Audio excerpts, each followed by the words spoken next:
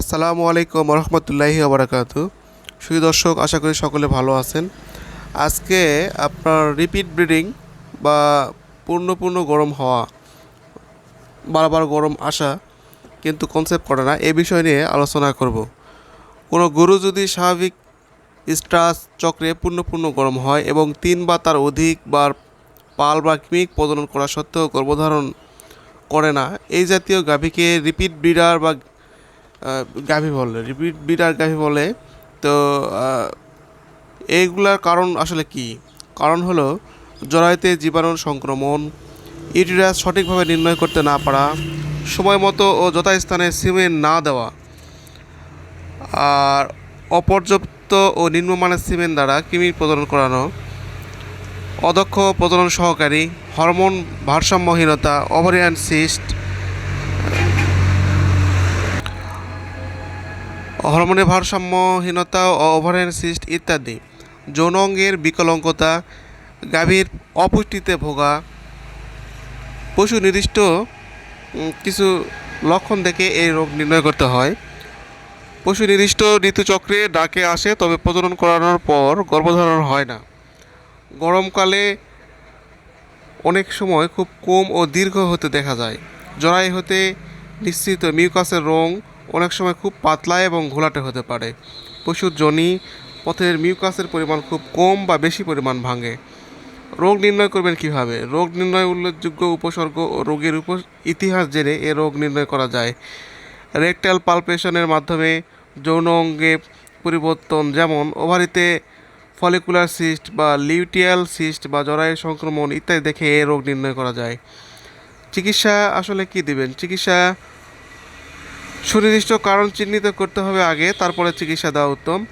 যদি গাভী হিটে আসার সময় যোনিপথে যে মিউকাস আসে তার রং অতি পাতলা হয় অথবা ঘোলাটে হয়, সেই ক্ষেত্রে প্রথম পদ্ধতি চিকিৎসা হলো আপনার দেখতে হবে যে গরুটা যদি ব্যাকটেরিয়া জনিত সমস্যা থাকে ইউটেরাসে, সেক্ষেত্রে আপনার পেনিসিলিন জাতীয় ওষুধ যেমন প্রোনাপেন, কম্বিপেন, এই জাতীয় ইঞ্জেকশন, অথবা আপনার অক্সিটেট্রাসাইক্লিন যেমন রেনামাইসিন 2টা ট্যাবলেট, অথবা আপনার এই জাতীয় এই গ্রুপের ওষুধ, অক্সিটেট্রাসাইক্লিন গ্রুপের ওষুধ 2-3টি পোলাস 20-30 মিলি পরিস্থিত পানির সঙ্গে মিশিয়ে জরায়ুতে এআই টিপের মাধ্যমে আপনার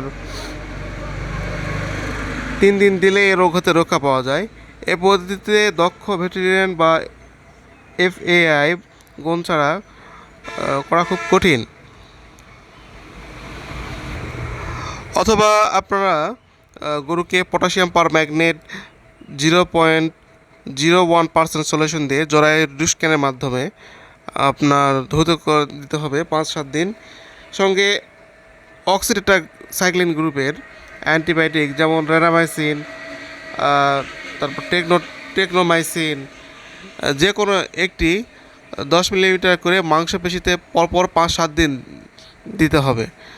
আর দ্বিতীয় পদ্ধতি হলো প্রজনন করানোর সঙ্গে হরমোনের অনেক গরুর ভারসাম্যহীনতা থাকে, সেক্ষেত্রে আপনার বাজারে আপনার ফার্টিলন হরমোন দিয়ে চিকিৎসা করাতে পারেন, অথবা গুনাসিল আছে আপনার রানাটার গুনাসিল, অথবা টেকনোর আপনার ফার্টিলন এই ইঞ্জেকশন, এটা মাংসে দিতে পারেন। মাংসে দেওয়ার নিয়ম হলো আপনার গাভী হিটের আসার যখন প্রজনন করাবেন, প্রজনন করানোর আগে আপনার 45 মিনিট বা 40 মিনিট আগে এই ইঞ্জেকশনটা করে নেবেন, করে নেওয়ার পরে দিবেন। আর দেওয়ার পরে সকাল বিকেল আপনার প্রজনন করালে, অথবা 6 ঘন্টা বা সকাল বিকেল বলতে আপনার গাভী হিটে আসার প্রথম 12 ঘন্টা পরে একটা প্রজনন করাতে হবে, পরে 18 ঘন্টায় আর একবার, মানে প্রজনন করাতে বলতেছি 2বার। এই 2বার সকাল বিকেল 2বার যদি প্রজনন করানো যায়, সেক্ষেত্রে গরুর কনসেপ্টের রেটটা অনেক ভালো থাকে, গরুর গর্ভধারণ ভালো হওয়ার তথ্য মিলে। আর বিশেষ করে অনেক গরুর অপুষ্টিতে ভোগে। স্বাস্থ্যসম্মত বাসস্থান, পশুকে রাখা এবং সুষম খাবার পরিমতো দিলে এ রোগে অনেক অংশ কমানো যায়। সঠিক ও দক্ষ এফএআই বা এআই ও সবল সিমেন্ট দ্বারা প্রজনন করালে এ রোগ হতে রক্ষা পাওয়া যায়। সকলকে ধন্যবাদ। আসসালামু আলাইকুম রহমতুল্লাহ। আসসালামু আলাইকুম রহমতুল্লাহি ওবরাকাতু। সুধী দর্শক, আশা করি